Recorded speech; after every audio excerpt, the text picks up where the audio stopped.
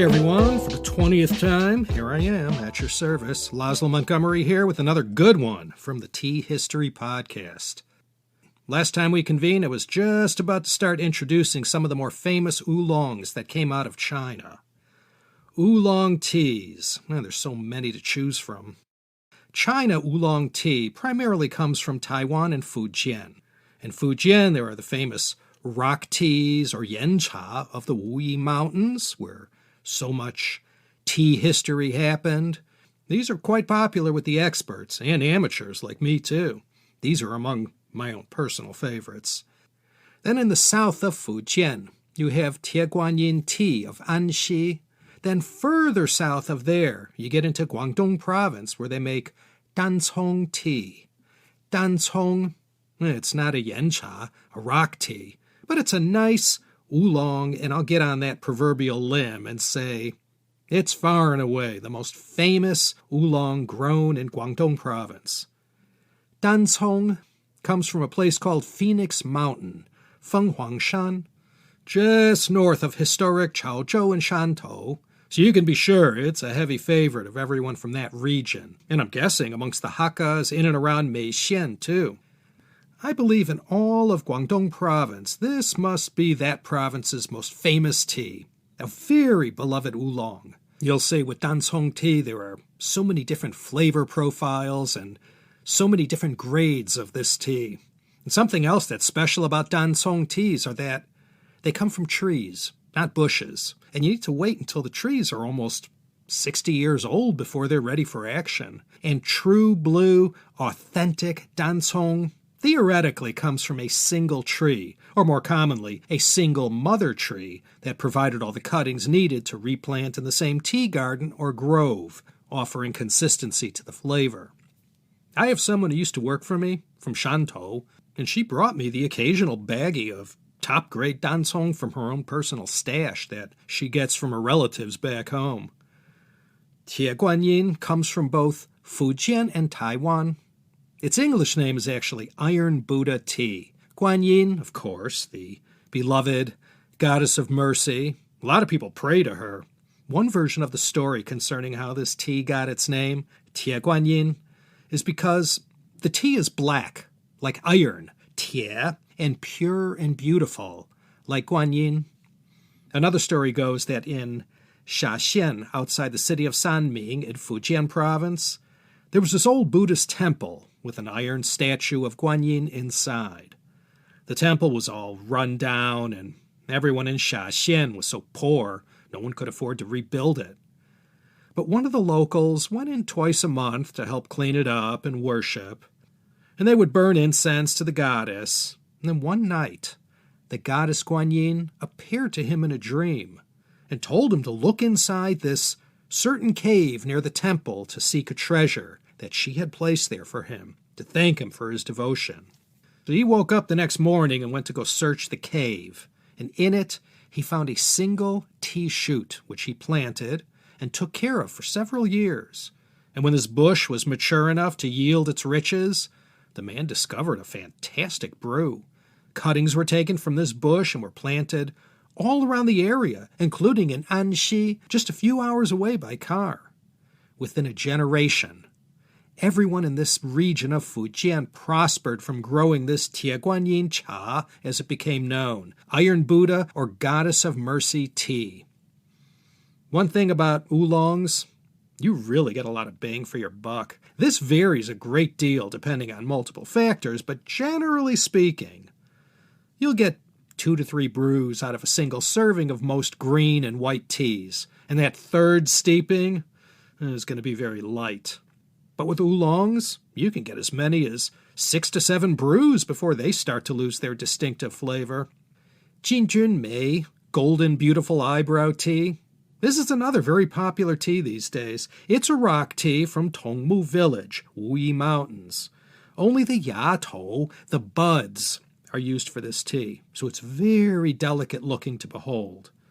Unlike other oolongs, the tea buds are fully oxidized, which technically makes Jinjunmei a black tea rather than an oolong.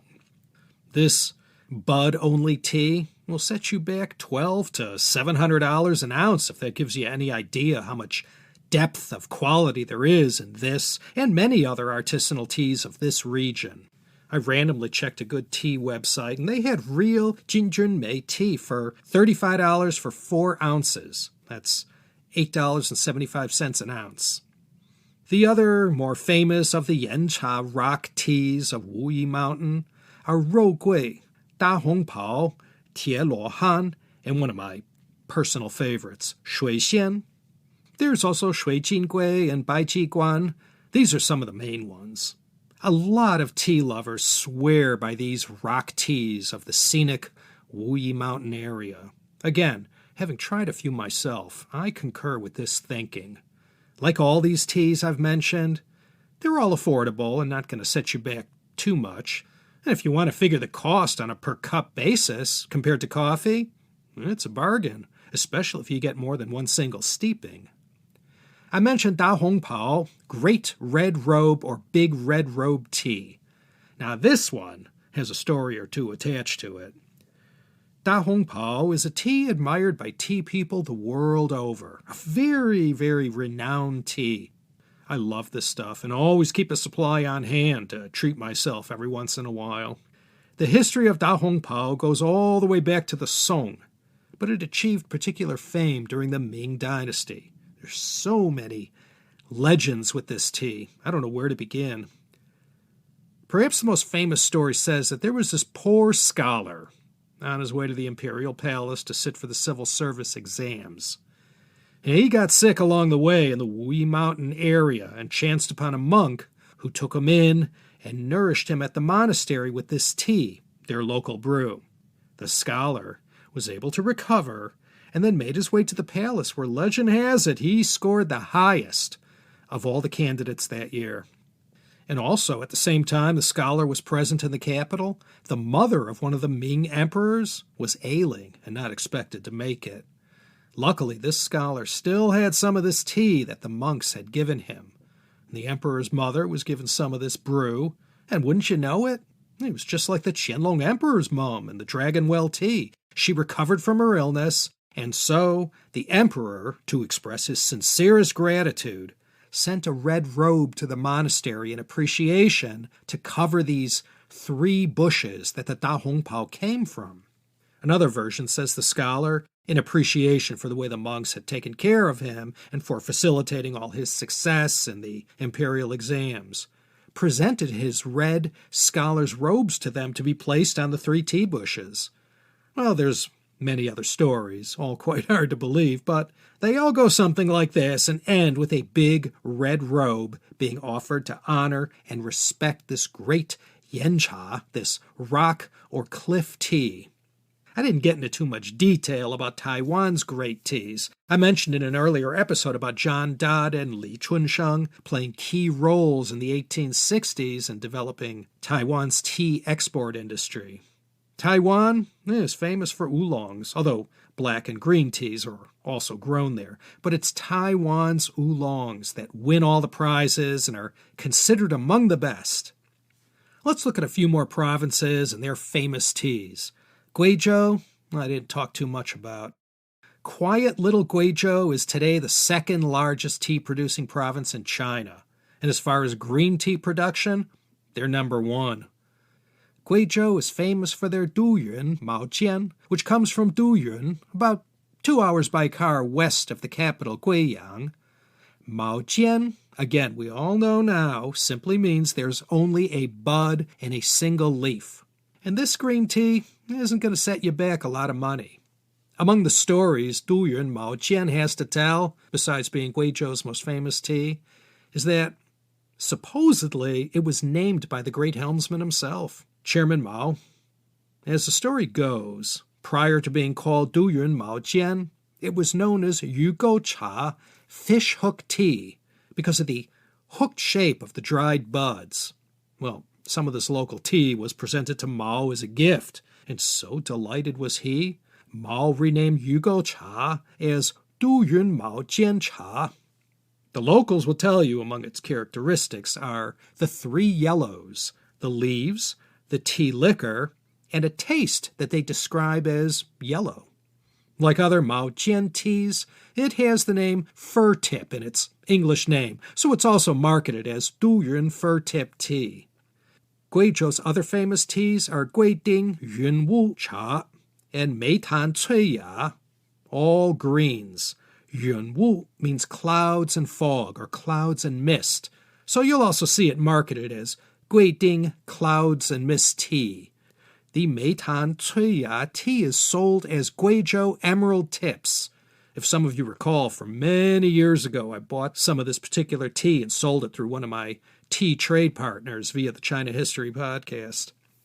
Now let's take a look at one of Guizhou's next-door neighbors. Guangxi is most famous for their Liubao black tea. Actually, Liubao, it's closer to pu'er than red tea because they do a kind of wodui post-fermentation process. Liubao is in the eastern part of Guangxi near the border with Guangdong. It's a small township, very remote, and it's not that easy to get to. They make this specialty up there in Liubao, but demand far exceeds what they can produce. So Liubao tea is sort of a type that is produced in many of the surrounding areas of Liubao. Chinese immigrants who worked the tin mines in Malaysia in the 1890s and into the 20th century will remember this tea that was shipped in big quantities to the workers there. Liubao, like every tea I mentioned, has multiple grades, so you get what you pay for. Remember last episode when I discussed pu'er tea? I mentioned they discovered this wodui process in the 1970s, and it revolutionized the pu'er tea industry. It's said that the good people in Hunan learned this wodui process from the tea masters up there in Liubao.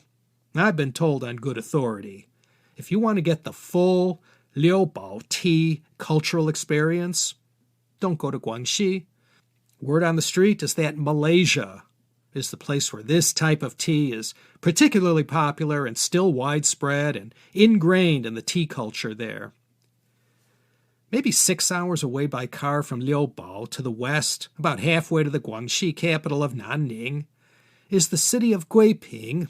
Now, for those of you who listen to the China History podcast, you're probably familiar with this historic city. This is where the Taiping Heavenly Kingdom had its beginnings, and it was there in Guiping where Hong Xiuquan and his fellow rebels began to organize. They make Guiping Xishan tea there. This is a green tea of Guangxi. Liubao and Guiping Xishan are probably the two best-known Guangxi teas. Guiping Xishan tea, like so many we've mentioned going back to Wu Lizhen's time, all had their humble beginnings in Buddhist temples. Xishan, it's a temple there in Guiping, built during the early Qing, and Guiping Xishan tea is their famous offering to the world of great China green teas. Let's move on to Sichuan.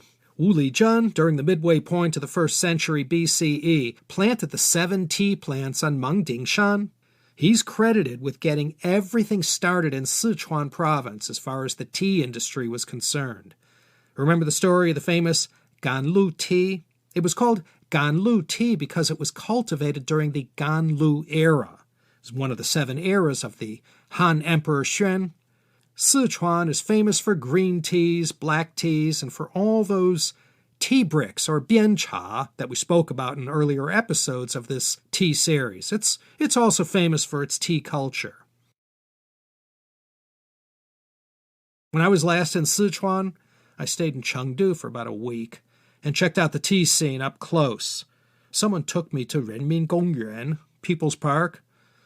I opted out of having my ears cleaned, but while I was there, I did have myself a nice Changzui Hu experience. I didn't mention the Changzui Hu.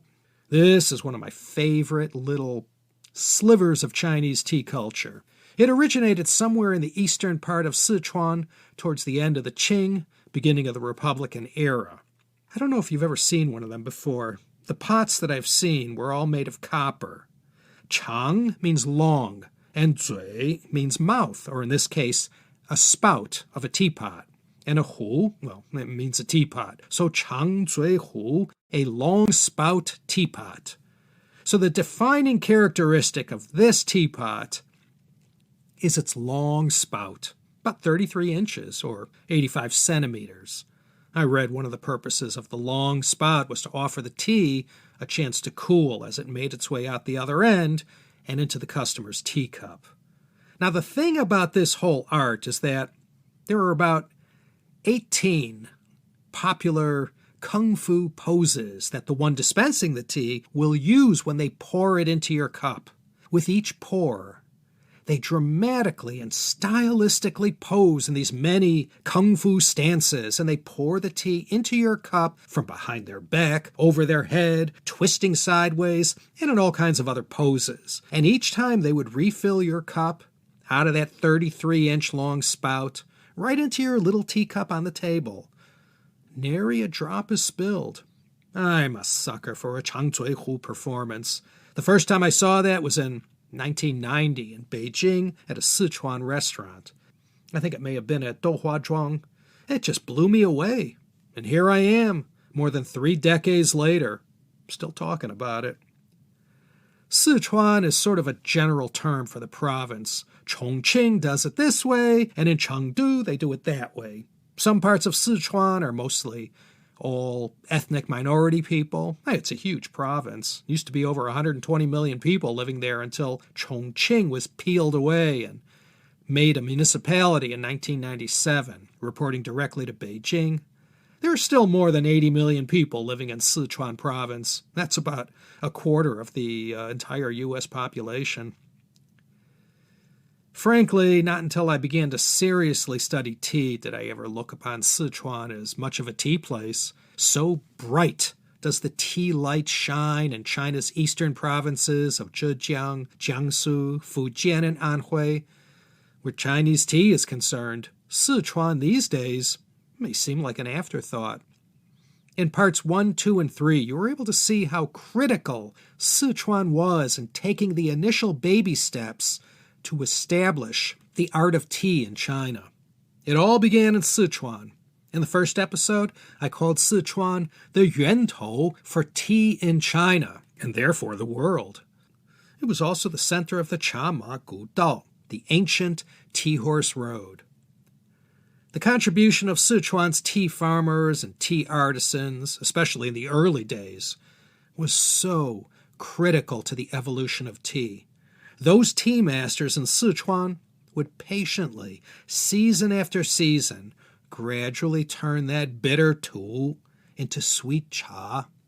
Fortunately, the Yangtze River ran right through this breadbasket of China, and eastward, along the Yangtze River Valley, this expert knowledge flowed.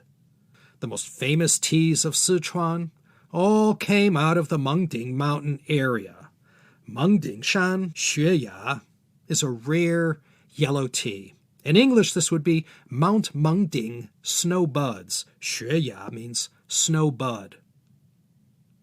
The other better-known Sichuan teas are Mengding Ganlu or Mengding Sweet Dew Tea. There's also Zhuye Qing or Bamboo Green Tea, Qingchengshan Snow Bud, Emeishan Maofeng, and Emeishan Baiya. Baiya means white bud. Emeishan, Mount Emei, of course, one of the 4 sacred mountains of Buddhism in China. Tea is grown there. All of these teas from Sichuan can easily be purchased online. In Lu Yu's classic of tea, he mentions about 50 teas, and of those 50, about 40% of them came from Sichuan. Another one of the most popular of the great and famous teas of China is Bilochun from Jiangsu province, near the Lake Tai area. I'd say that'd have to be that province's entry for best-known tea. Bilochun translates to green snail spring. It's one of those gorgeous little bud-set teas that appear all tiny, twisted, and curly, like the meat you pull out of a snail's shell with a toothpick, for anyone who's ever enjoyed that. It's a green tea. This one's maybe a little more expensive than your average artisanal green teas, but not by much. And again, on a per-cup basis, it's still cheaper than coffee by a mile. It's said that the Guangxi emperor himself named this tea. Now, I don't want to carve this in stone or anything, but Longjing, Lu'an, and Bilochun are considered the 3 top of the pops as far as China's most famous and admired green teas go. I would say go find your own top 3. But these 3, they sure get the most shine. Jiangxi province doesn't get the respect it deserves. Their best in show is probably Mingmei. This tea is grown in Wuyuan County, just east of Jingdezhen and south of Huangshan, Yellow Mountain. This is northernmost Jiangxi province, and this is another one of those Mei teas. Mei means eyebrow. Teas that have that slender, delicate arch to the dried leaves are often called something or other Mei. I just mentioned Jinjunmei, golden, beautiful eyebrow tea. Tea from this part of Jiangxi in Wuyuan County has been enjoyed by all the royals in the imperial palace since the time of the Song dynasty. So this one goes way back, even to the Tang, because Lu Yu praised this tea. Hey, and remember Taiping Hokui that won that award at the 1915 World Expo in Panama? Well, Wuyuan Mingmei tea won a gold medal there also. I don't know, perhaps it was one of those things where everyone got an award. Wuyuan was once crowned the most beautiful village in China, I'll have you know. The other big tea from Jiangxi is Lushan Yunwu. Lushan, of course, one of the most historic cities in PRC and Communist Party history.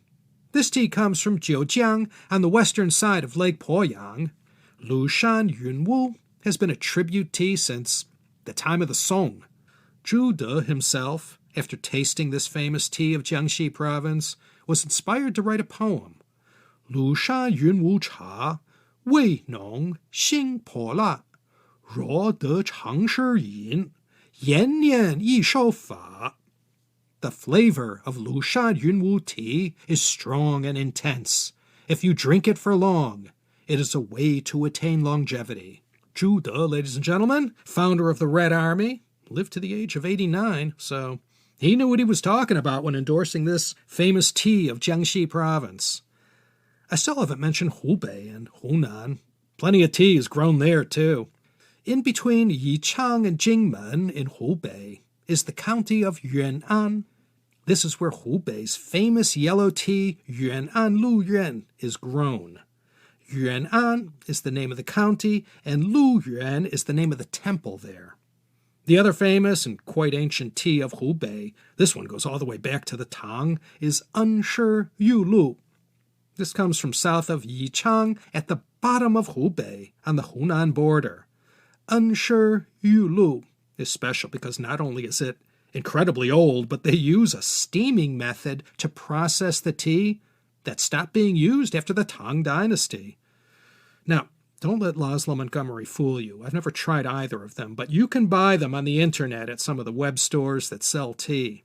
Hunan is the home of the very special Jinshan Yinzhan tea. Chairman Mao also liked this one. It's another yellow tea, and as yellows go, this one is considered the top one. It's quite similar to Baihao Yinzhan tea, one of the best-known white teas from the province that brought us white tea, namely Fujian.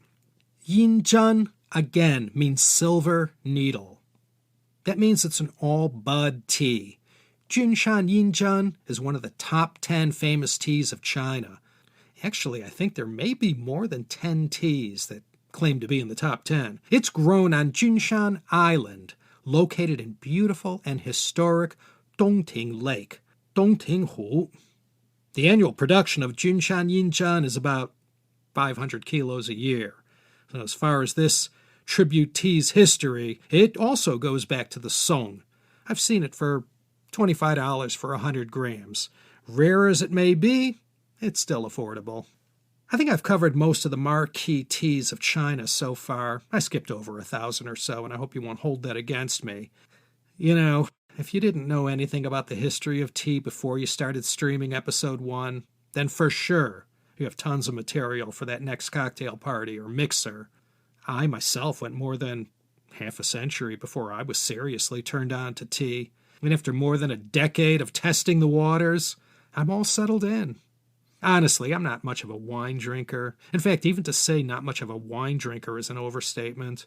All these years, I saw with how much passion so many people spoke of wine and of their wine experiences. I never could be part of that. But now, with tea, I found it's exactly the same. And as far as the history of tea goes, I hope you're leaving the table fully satisfied. It really is a great story, especially in the context of that most famous statement about tea, that after water and air, it's the most consumed substance on the planet. In that context, the story is particularly poignant. If it were so easy to figure out the process, then there wouldn't be anything special about tea. It would be like orange juice. Pick the orange, squeeze it in a glass. With Camellia sinensis, it wasn't so evident. It took a few thousand years to figure out most of the secrets locked inside. But you have to hand it to human beings in general, and the Chinese in particular. They sure are good at figuring things out. Yeah, the first Neolithic or Bronze Age people who lived where tea trees grew wild all knew these leaves were special. Thankfully, China had a nice, long history, and amidst all the wars, disunity, famines, plagues, rebellions, changes in the dynasties, despite all that, basically the culture always kept on chugging along, always moving forward, and tea was part of that historic process. We saw in these episodes how it really took a while before tea, or tu, evolved from this bitter brew into the cha beloved of poets. From the time of the mythical Shen Nong to the Tang Taizong emperor was 3,360 years. That means it went from some legend of raw tea leaves purging poisons from Shen Nong's body into a beverage that was so good, emperors demanded that the best of every kind there was be sent to them first. It took 33.6 centuries to go from Shen Nong to Lu Yu, and another 700 years to get from Lu Yu to the rock teas of Wu Yishan. It wasn't easy, and all the secrets took their time before they were discovered. I can't recommend enough the 6-part CCTV documentary series called 一片树叶的故事. I don't know if it has an English title, but it translates to The Story of a Leaf. This documentary did a great job, visually, of presenting tea and showing how special it is. I'll have links to that and a whole other bunch of resources for you to explore in the show notes at teacup.media. My hope these past 20 episodes was that I could offer you, my good-looking and brilliant listeners, a chance to get an appreciation for tea's history. All throughout, I've encouraged all of you who maybe aren't into tea yet, if your interest has been piqued from the episodes presented in this podcast program, the resources out there to guide you and accompany you on your little tea journey are plentiful and authoritative. That's all I have for you for this episode and about the history of tea in China. Let me close in saying that if this podcast inspired you to go learn more about tea, the internet abounds with experts, blogs, videos, and resources that can teach you everything there is to know about everything there is to know about tea. And if you want to sample all the teas I mentioned, you're in luck, because as long as it's in stock, you can get it online, delivered fresh to your door. Let me close with a tea poem that sort of says it all for me. Now stir the fire and close the shutters fast. Let fall the curtains, wheel the sofa round. And while the bubbling and loud hissing urn throws up a steamy column, and the cups that cheer but not inebriate wait on each, so let us welcome a peaceful evening in. And I wish all of you, my longtime China History Podcast listeners, and those of you who were attracted to this tea history podcast because of the attractiveness of the topic, I hope you all get to enjoy that peace and serenity from a quiet evening in, enjoying a nice cup of jia, tu, chuan, shi, ming, cha, chai, tea, or whatever you call it in your language. Enjoy. Take care, everyone, and I'm hoping you'll maybe consider joining me next time for another exciting episode of the Tea History Podcast.